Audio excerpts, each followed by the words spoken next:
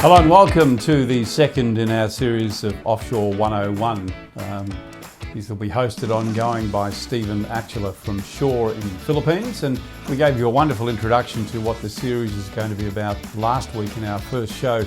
He joins me once again. Stephen, hello and welcome once again.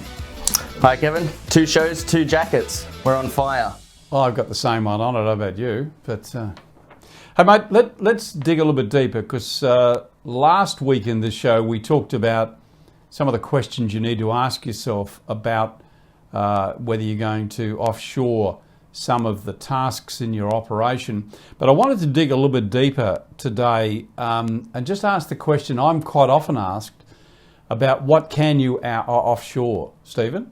Yeah, okay, cool. So we'll dive into that. The simplest way, I try not to confuse anyone about it. Anything done on the computer can be outsourced, but it's all going to come down to your ability with your training and how you can implement these things.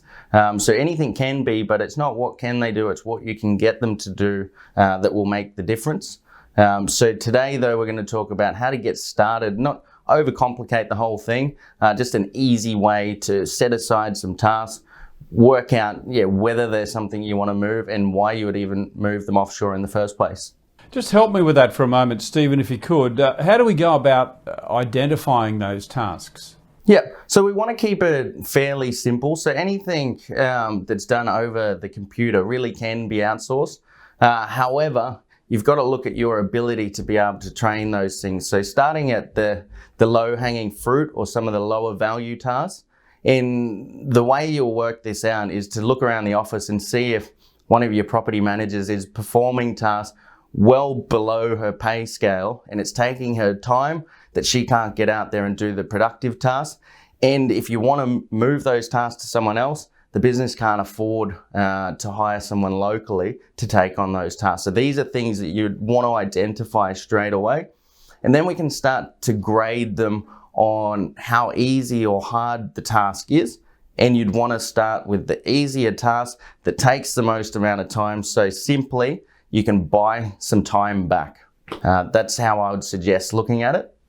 Yeah, and I think too, the other point that I wanted to make my own practical experience is that you're never going to be able to outsource everything you want right at the start. So you should look at what you can outsource now, and then as your team grows, as their skills grow, what would you like to outsource to them in the future? And I think it's in 2 levels, Stephen. Oh, 100%. It's like in anything, if you're riding a BMX, and you start to do jumps, you're not going to go for the biggest jump first. You're going to start on a little one, and then as you get better and more confident, you start to move to the next thing. So it's no different to anything else. Start small, get your confidence, work through it. Once you've got it in your head, look, you know what, this is the way it's working for us.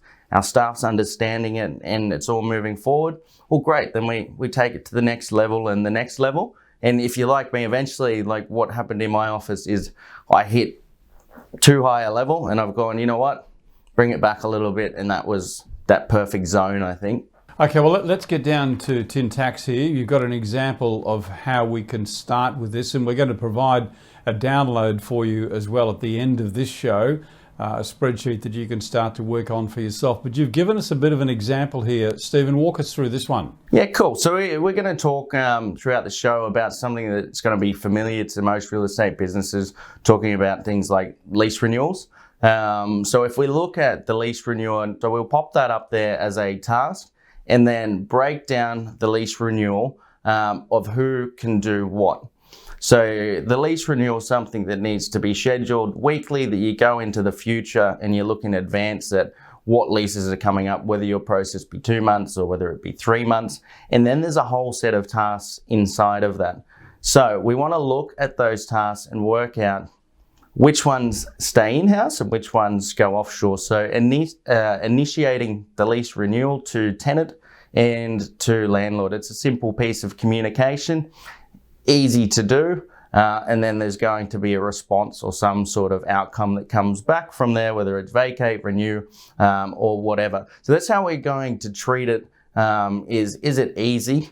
And yeah, if it's easy, can it be processed, templated? So yes, a lease renewal happens at the same time. You go into the future, there's a process around that because it's repetitive.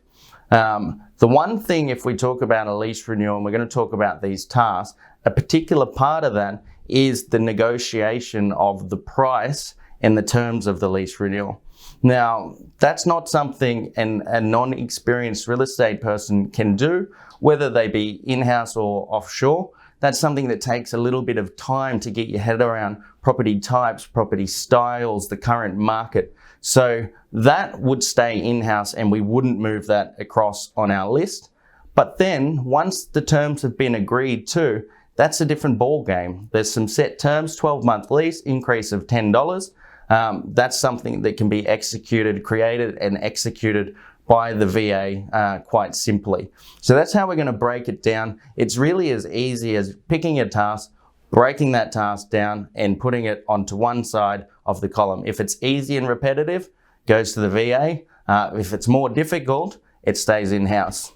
Does that make sense? Yeah, I think it's a matter, isn't it? It's a matter of understanding the process, working where your outsourcing staff come in, where it comes back to your home staff and so on, and then moving it around. As I understand it, we're going to be producing some flow charts in the weeks to come as well that will demonstrate this. So what's the takeout for today? Do we just look at just one of these tasks and then look at what flows from that, Stephen? Well, there's really tasks inside a task. So if we look at one particular process and we call it lease renewal, if you want to grab that and then just break down all the action items that are in there and start to make a list of which ones you think could be moved offshore and which ones you would say would stay in-house. And I think that's as far as you need to go. Now you have the whole task list. You've got an absolute process and you've got everything in between. And then next what we're going to do is put that into a workflow where we'll look at the start and we'll look at the end point. So there's going to be a full visual representation for the VA so that they can understand start, middle and end, which is going to help you train them for the future because they're going to have a far better understanding. So for today though, just make a column, get an Excel sheet. Like Kevin said, there's a download that we've made for you to make it easy and just start separating those tasks. Okay, that's your task for this week. Get about it. Just that one process we'd like you to do. And then next week, Stephen Atcheler will take us through a process flow on how you can expand on that and make it work. Hey, Stephen, fantastic takeaway today, my friend. Thank you very much and look forward to catching up with you next week at the same time. Excellent. Thanks so much, Kevin.